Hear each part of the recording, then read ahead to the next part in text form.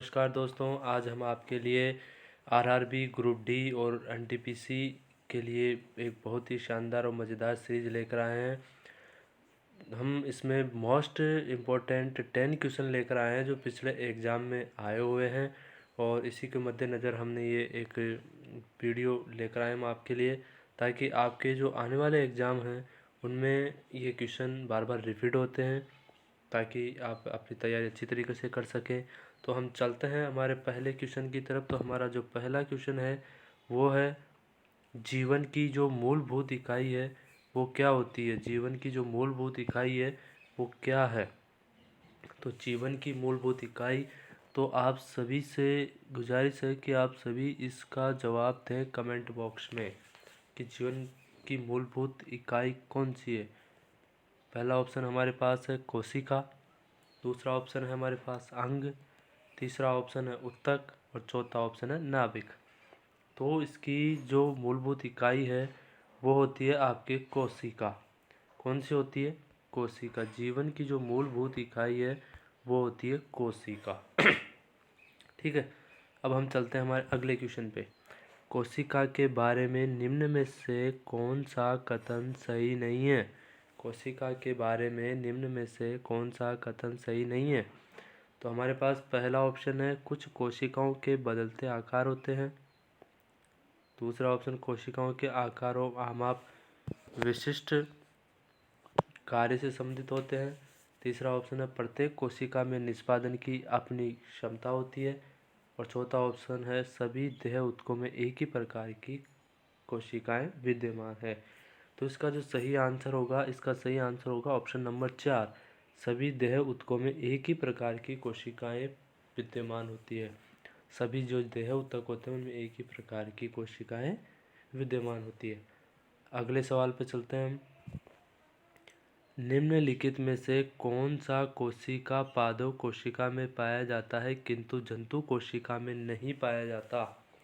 ये बोल रहा है कि कौन सा कोशिकांग पादप कोशिका में तो पाया जाता है किंतु जंतु कोशिका में नहीं पाया जाता। तो इसमें पहला ऑप्शन है हमारे पास क्लोरोप्लास्ट, दूसरा ऑप्शन है हमारे पास एंडोप्लाज्मिक रेटिकुलम, तीसरा ऑप्शन है हमारे पास माइटोकॉन्ड्रिया और चौथा ऑप्शन है हमारे पास राइबोसोम। तो इसमें जो सही आंसर होगा वो होगा ए, 1 नंबर। क्लोरोप्लास्ट जो होता है आपका, क्लोरोप्लास्ट, जो क्लोरोप्लास्ट होता है वो केवल और केवल आपके कहाँ पाया जाता है, ये पादप कोशिका में पाया जाता है किंतु जंतु कोशिका में नहीं पाया जाता। अगर आपको हमारा ये वीडियो अच्छा लग रहा हो तो हमारे चैनल को सब्सक्राइब करें, वीडियो को लाइक करें और कमेंट्स करें। तो चलते हैं हम अगले क्वेश्चन की तरफ। कोशिका का जीवित अंश जीव द्रव्य कहलाता है। ये किससे बना होता है? केवल कोशिका द्रव्य से, केवल केंद्रक द्रव्य से, कोशिका द्रव्य से, कोशिका द्रव्य, केंद्रक द्रव्य और अन्य कोशिकांगों से। तो इनमें से जो सही आंसर होगा वो होगा कि जीवित अंश जीव द्रव्य कहलाता है। ये किससे बना होता है?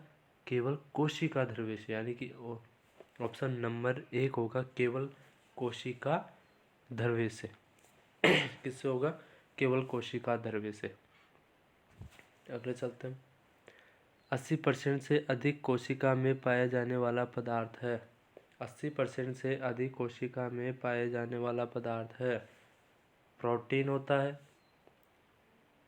चर्बी, तीसरे नंबर पे होगा खनिज और 4 नंबर का ऑप्शन है हमारे पास जल। तो 80% से अधिक कोशिका में पाया जाने वाला पदार्थ होता है जल, यानी कि ऑप्शन नंबर जो 4 है हमारे पास वो इसका सही आंसर है। जल जो है ये पाया जाता है।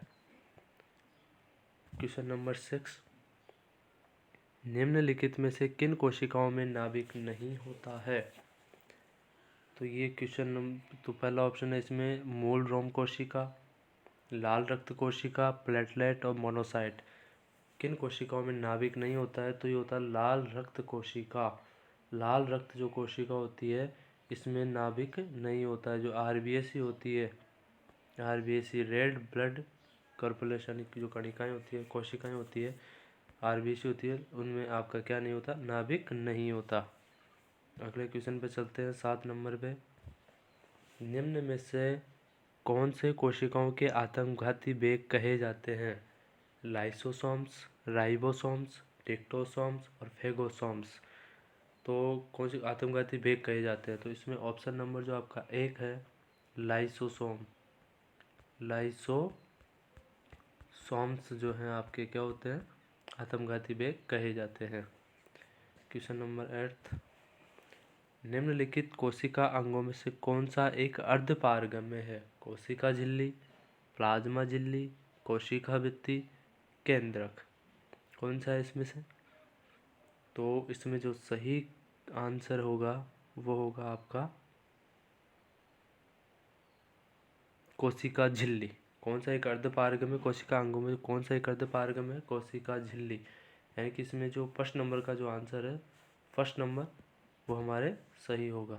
ठीक है, जो फर्स्ट नंबर है हमारे पास वो हमारे सही आंसर होगा इसका, कोशिका झिल्ली। कौन सा होगा? कोशिका झिल्ली। जो कोशिका झिल्ली है इसमें सही आंसर होगा।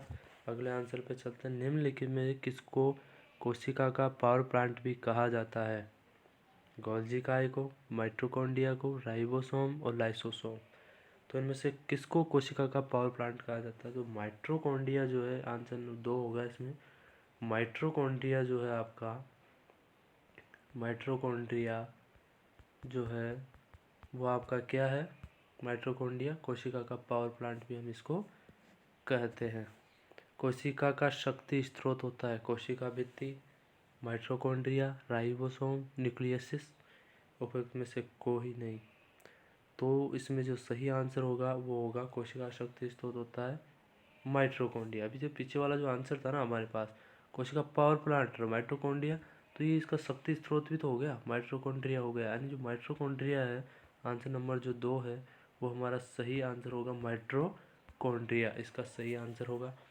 अगर हमारा वीडियो आप सभी को अच्छा लगा हो तो हमारे चैनल को सब्सक्राइब करें, लाइक करें, कमेंट्स करें। थैंक यू, धन्यवाद।